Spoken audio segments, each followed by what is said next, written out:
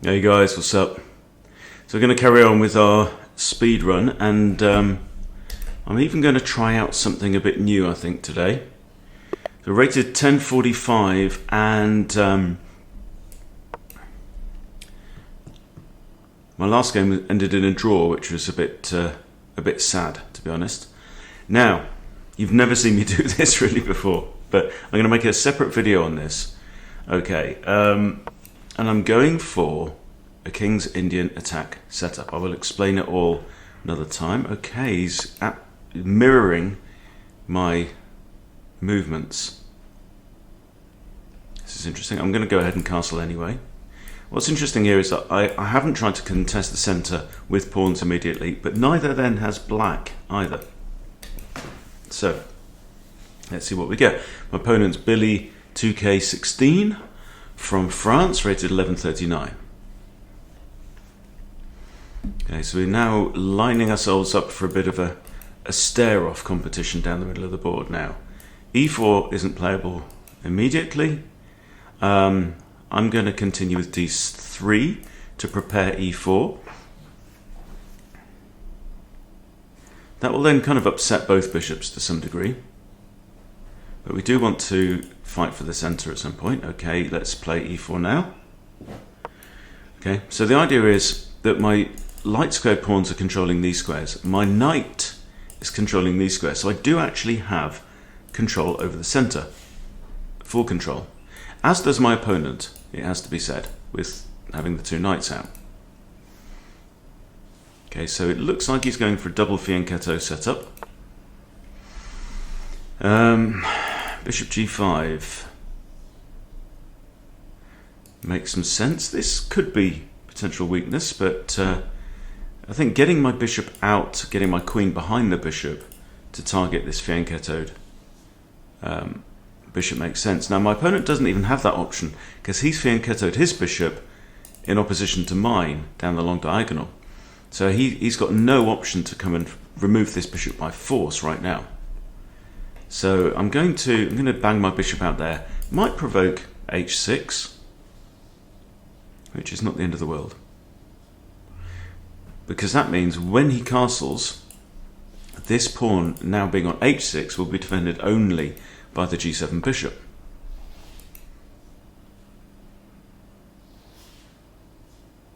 Okay, so what's his knight doing there? It can't go there, it can't go there. He can't move his bishop out.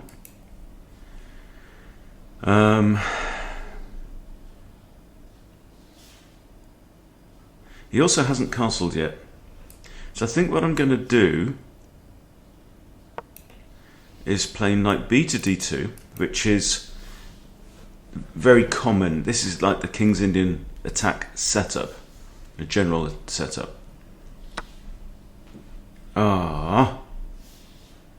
Okay. I'll have to move my rook. There's nothing for it. And he's retreated. Okay, well look. We had a really good lesson with Colin the other day on Chess Bootcamp, and he said turn positional kind of weaknesses into advantages when you can. That was one of the interesting things. Now that was a bit silly, that was, wasn't it? That was why he moved his knight. And I just didn't twig it because I'm not awake. Okay. Can't go for the center because he's got double eyes on there now.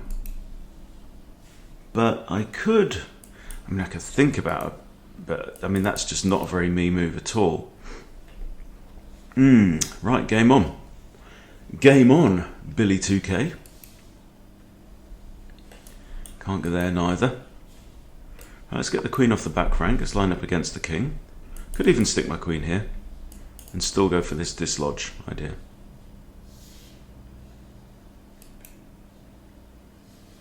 Clearly not wide awake yet.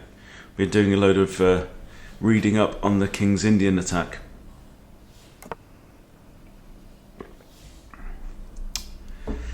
Right.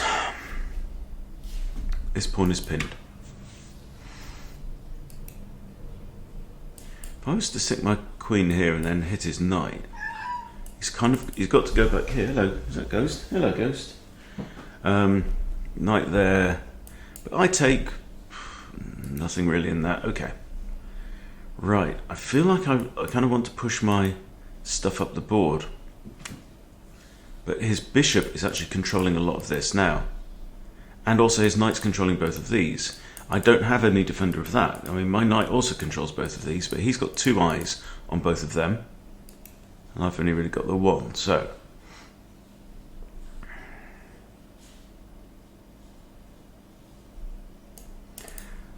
Rook f(c1) looks a bit weird.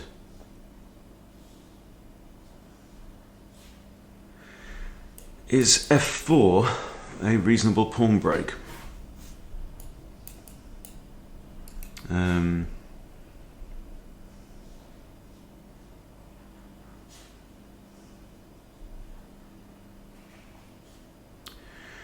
I don't know.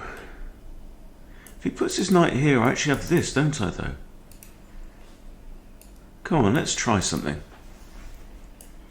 Right there, I push. His knight attacks this, though. So I might need to push h3.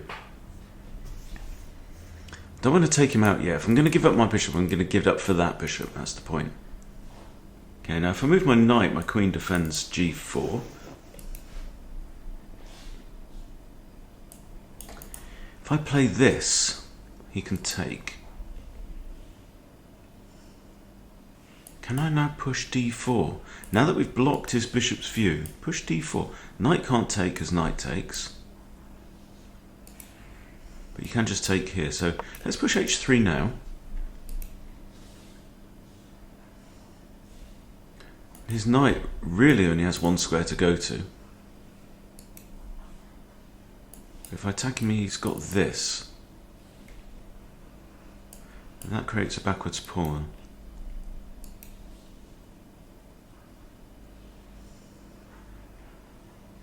So I had loads and loads of sleep last night because I was really behind on sleep, which is why I was awful yesterday.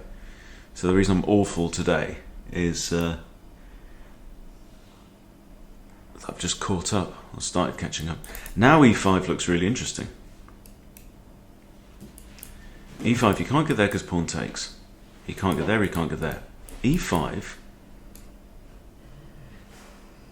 and I'm really threatening. I think his knight's going to retreat here or here, most likely d7, but now threatening just to build a dark squared pawn chain, which would be really interesting because that then is good for my bishop, potentially, and really bad for his. And he's got his own pawn in the way of his own bishop, which I'm going to try and block him with d4. Can't get there, can't get there, can't get there, can't get there. That knight has to retreat, and then d4 is coming. Defended by my knight, attacked by his, but then c3 will come and take over duties, and we've built ourselves a dark squared pawn chain. Huh. Okay, this pawn is still pinned.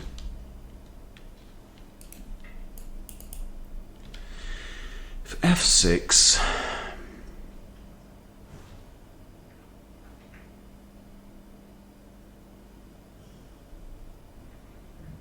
I could even drop back here, maybe.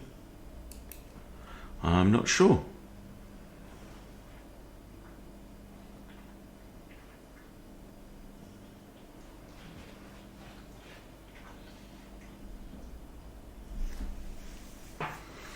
You may remember in the Queen's Gambit that young Beth played the Reti opening, or the Zuckertort, I don't know if it's the exact same thing, against, what was his name, Mr. Weiss? The guy from the high school who came, and it played against both, well, Beth played against him and Mr. Scheibel. Okay, so he's also pushed up the kingside pawns. Okay, I'm kind of inclined just to drop back here, but this is also possible. If he pushes again, I can dive in. This maintains the pin on the e pawn.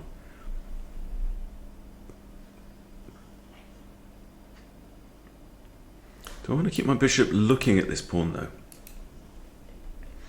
I'd really want to back it up with my queen or something else. You counterattack his knight. You take my bishop, that's very weakening. Queen takes. That is weakening though. You take my bishop, that doesn't work.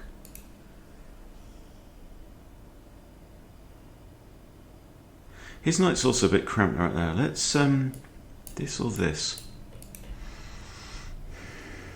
Let's keep flexible. Now I can come into G3, whatever he does.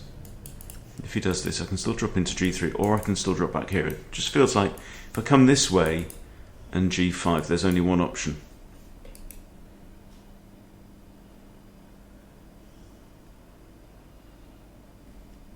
Another option is actually to sack one of my minor pieces for these two pawns.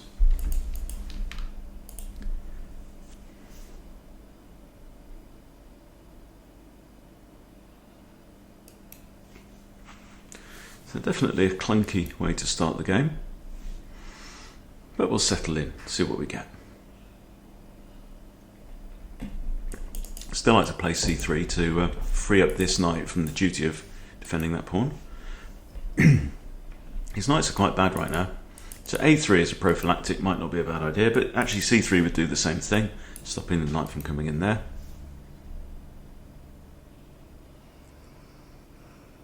So I've started by playing like a 1045, which is good. Are you thinking about that?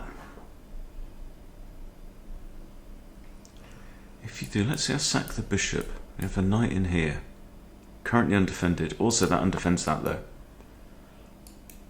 Oh wow, okay. Right, I'm going to throw in C3 because I think it's not a bad move. And I'm thinking about maybe Queen E3, capture on there. That's the big threat. Okay, now can you defend that? You can't put your queen there, there or there. No is the answer. I'm going to play Queen E3. Now threatening to take this pawn. The only real way to defend it is King H7.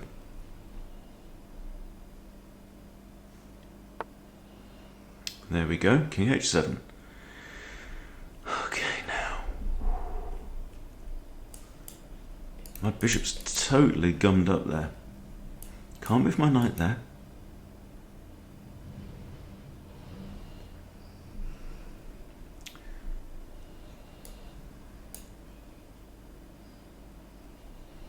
Got that. What if I was just to push? If he takes and come in with a knight, so I think he'd have to push on. It blocks up the G file. I don't think that helps me right now. I push this and then that.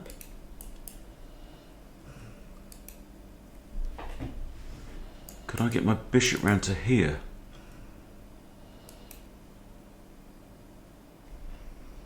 One, two, three.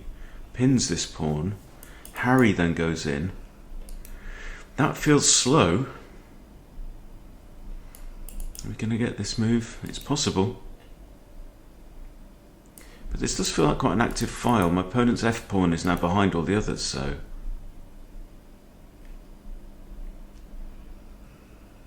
Could wriggle my king up. Oops. Do you know, I don't mind that idea, because it gives me options of moving my rooks on the back rank. Let's try that. See what black wants to do.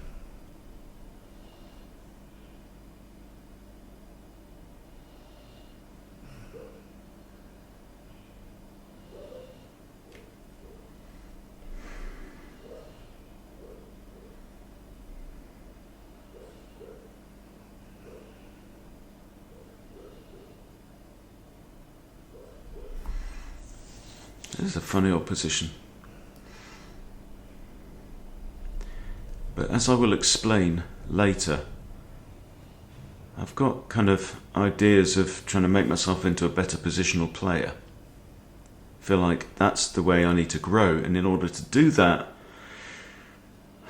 I've got this feeling that I might need to play some more grown-up style openings rather than going for gambits every time. Because gambits lend themselves to tactics, obviously. And I would like to grow. I would like to get up towards 2000. And I don't know if I'm going to do that as a gambit guy. Is it possible? Yes, 100%. Absolutely possible. Queen d3 is a much quicker way than that of pinning this pawn. Undefends this bishop, but it's not really threatened right now. Also gives my bishop another square if it wants it. Queen d3, h4, defended by the knight, h5. This pawn's pinned and can't move. So what am I doing? Threatening to take, then the bishop does hang. But if my king's on g3, this,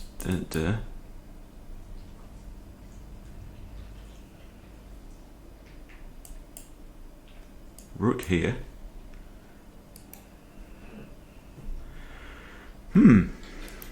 It's an idea anyway.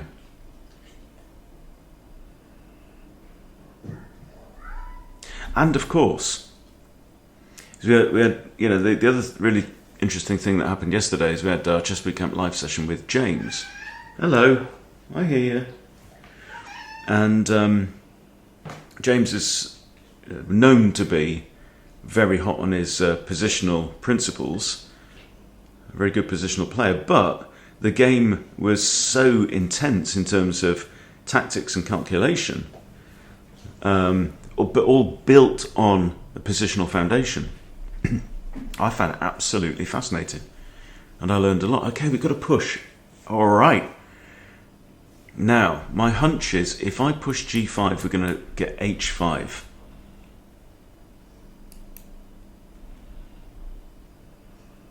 If I take, e takes. I think I've got to open it up. I can't afford, unless I allow him to do that. So even something like king g3 now. If he takes there, I'm going to end up with a rook on h1. If I take, he'd be silly to take back with the g pawn. He'd have to take back with the e pawn. It doesn't really give me anything. Okay, this move. No, because then g5 cuts off my bishop. So I do a queen here and see what isn't. If I know queen here, if he takes, my bishop hangs, right? And then he's threatening to take again. So I'm going to take the pawn. I think it's got to be e takes. Another idea is rook there and then just run away with the king.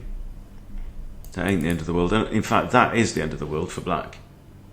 So that would be poor. So he's gonna recapture for sure. Question is, which way is he gonna do it? He's now starting to burn some of his clock. So yeah, I feel I've got these weird rook takes.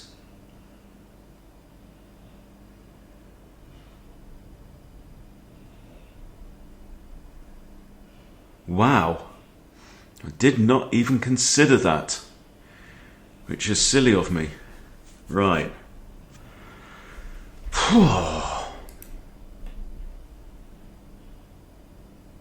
Gosh.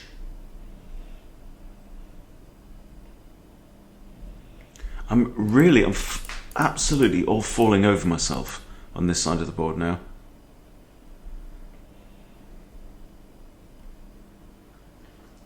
That hits the rook, but it's undefended.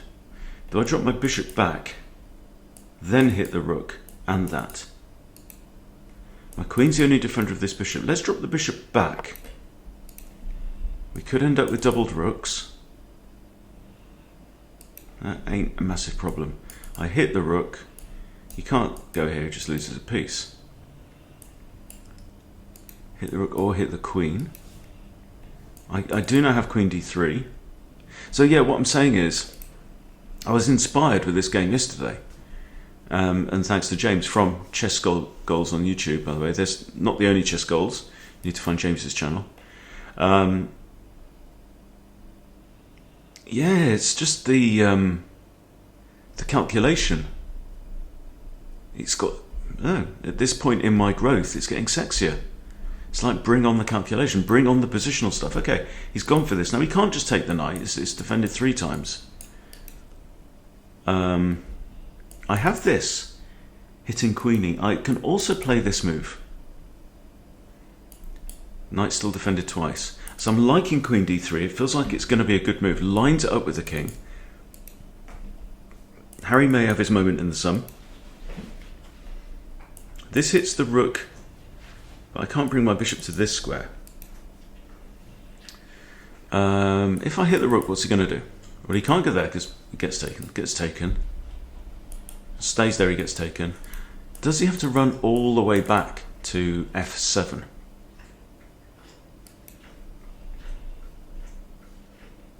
So let's play queen d3 first.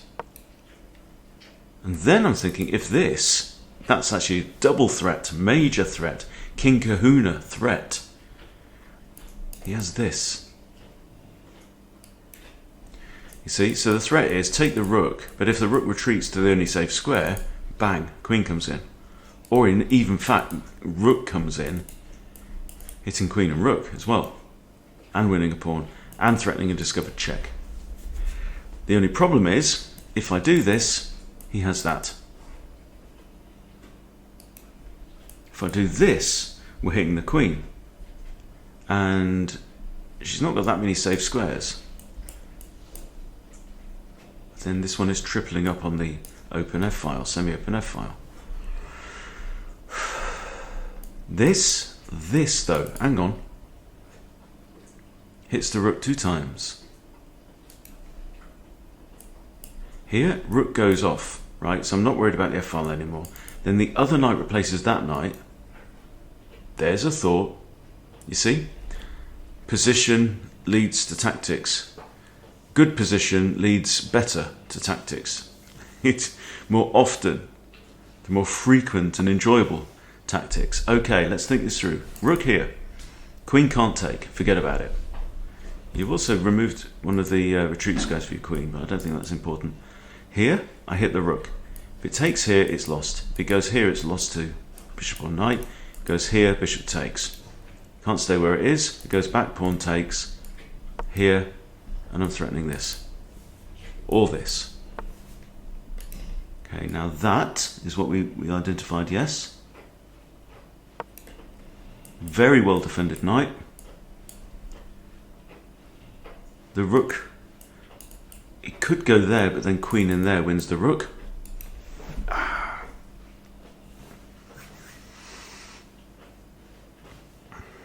Feels like next level chess. It feels like I'm ready to break through into something. Okay.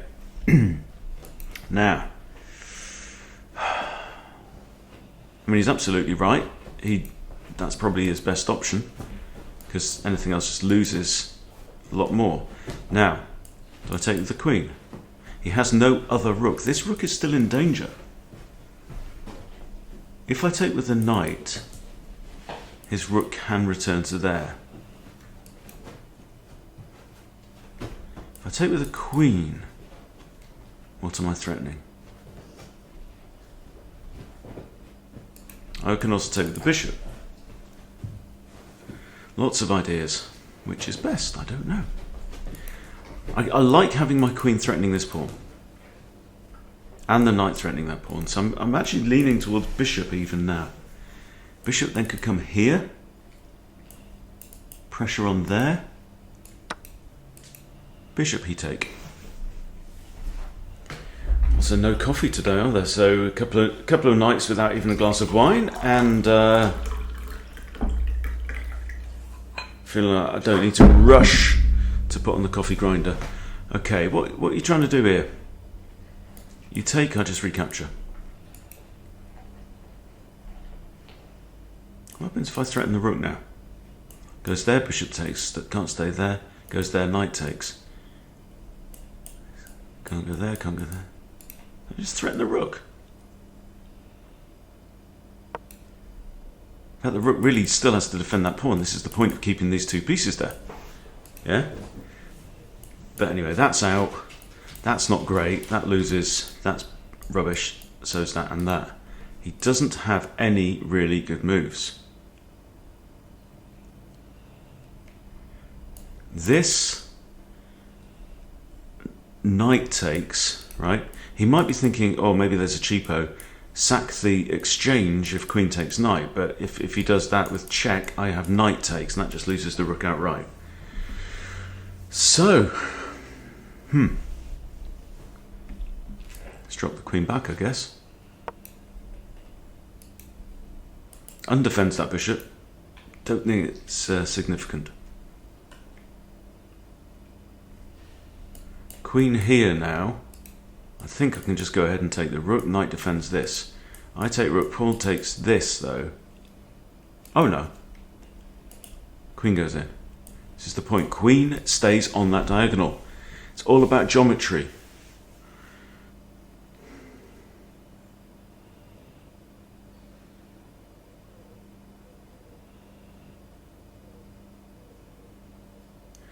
So I did get myself into a contorted position, but here's the thing, you know, figuring out tactics, defensive ideas, attacking ideas from contorted positions is just as much fun as doing it from open, sharp positions.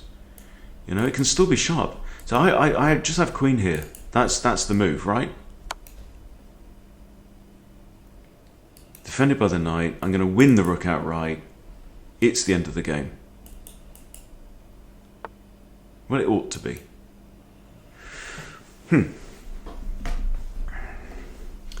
If I take with the bishop, it actually hangs the knight.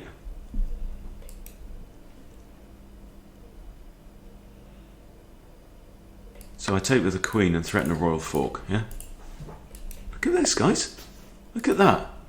Good game. Well done. Right. I'm going to grab the PGN and I'll see you on the analysis board. And here we are on the analysis board. Get rid of all of that nonsense. And let's see what happened. 28 moves. Resigns. Game review.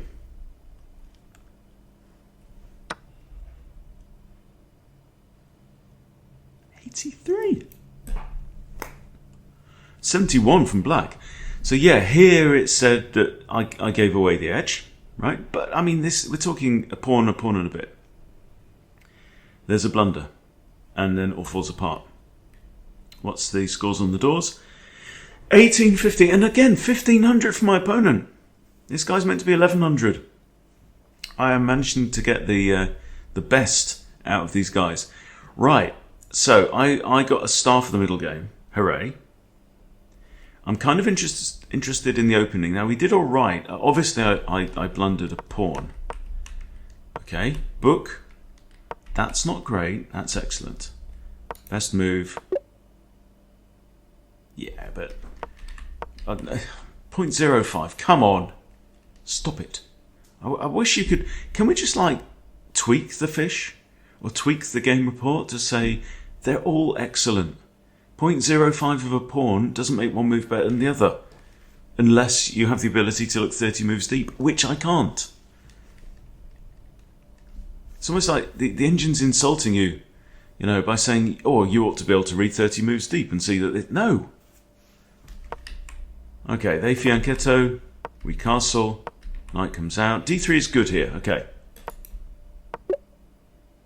C4. Remember that, because this move's going to come back later. You'll enjoy it. Okay. Not in this video. Next video. Okay. And they're preparing to fianchetto. E4 is best. Finally grabbing control of the center because nobody else has.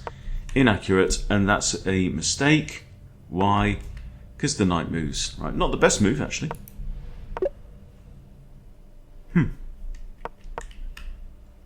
And there I just missed the discovered attack.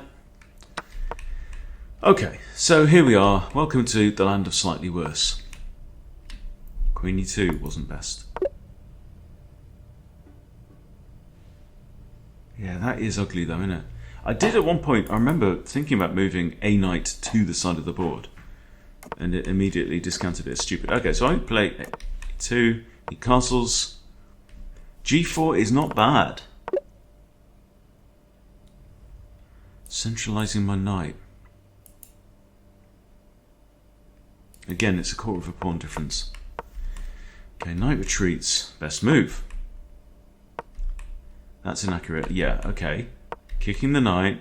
And from a positional point of view, I think, why is this inaccurate? Well, because it comes with this, followed by that. And then suddenly, I have control over the centre. Suddenly, I've locked this pawn. That pawn is in the way of that bishop. This bishop has nothing. It seems, oh, it's only a pawn move. No, it's not only a pawn move. I'm grabbing the centre. No, you're not. You've got to say, well, what's going to happen? This hits the bishop. Excellent move. Go on then, tell me. Oh, it's 1/100th of a pawn different. You're pissing me off now. Okay, e6 is great. Okay, fine. And that's fine. So really, unless it says mistake, you really shouldn't pay too much attention. Although, you know, I think from a positional point of view, that to me was more of a mistake than an inaccuracy. So king h7, excellent. I didn't like this because it says it can threaten a rook. So what was my better move here? Because this is the point that I'm starting to run out of. Okay, from here, what's my better move?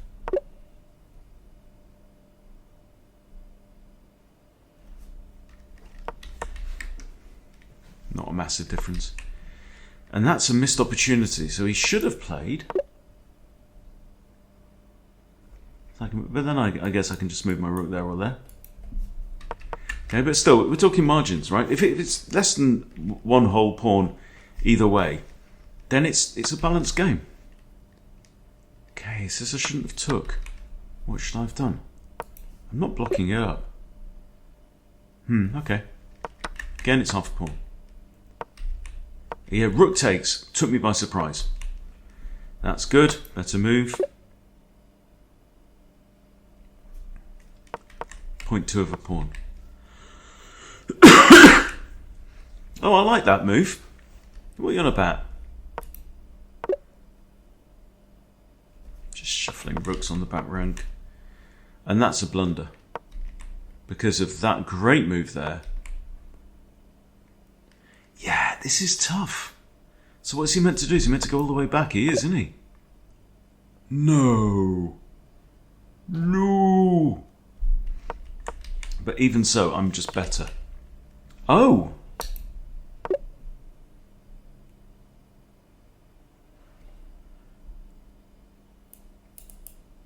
then rook here, right? And I win.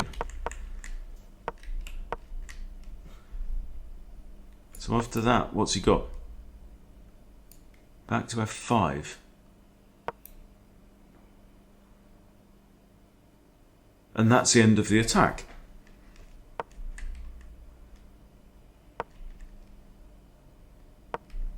I did that. It's now apparent that he has better options. Putting his rook back here, or queen f7, are all good. Loses material, and is kind of unhuman-like.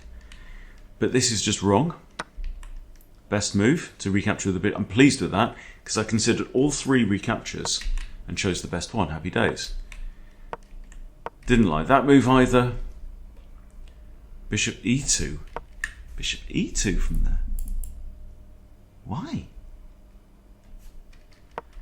No, we're going for a win. Shut up, fish. You don't know. You don't understand the beauty that I'm trying to achieve here. And that's a mistake. And that's +9. And there we go. And it's the end of the game. Did we play all these moves? No, we're in some weird line. Okay, queen takes h5. There you go, and that was it. That's the end of the game. Right, interesting stuff. But join me in my other video where I'm going to talk about this whole kind of logic of completely sweeping away my opening repertoire and going a bit more grown up. Because we've had a few things, even Pete. And Pete loves his gambits. Pete's been playing the Rousseau and King's Gambit and all this kind of stuff. And he was talking about learning the King's Indian Defence. Like, why is everyone growing up on me? It's not right. But it doesn't have to be boring. as we saw, I enjoyed that game. Hope you enjoyed it too. Thanks for watching. See you next time.